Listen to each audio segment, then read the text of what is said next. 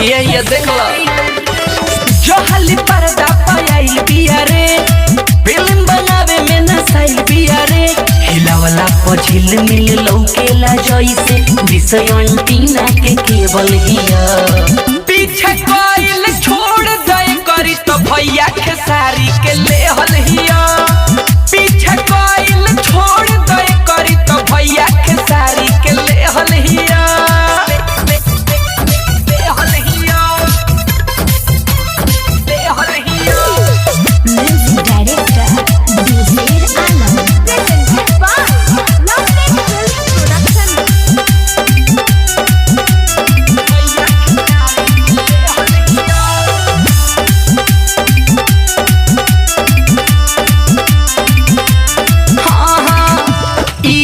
देखवले होई ऊपर नीचे खोल के, लचकल कमरिया बा करहता नी मन रोल के।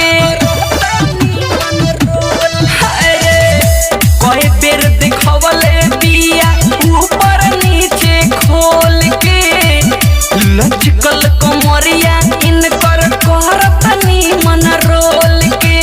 मारे ले एक सन एक सन डायरेक्टर के छेवल हिया।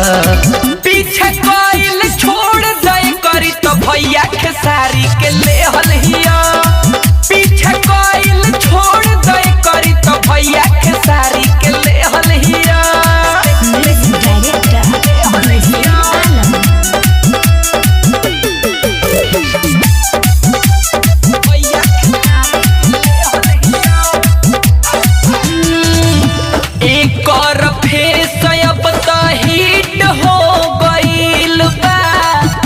वीडियो बनावला एकर लीक हो गइल बा। अरे बाबू सुनो एकर फेस अब त हिट हो गइल बा। वीडियो बनावला साफा लीक हो गइल बा। बोली बिहारी आनंद के सुन ए बाबू कोई बेर भेवल हिया। पीछे कोइल छोड़ दे करी तो भैया खेसारी के लेहल हिया।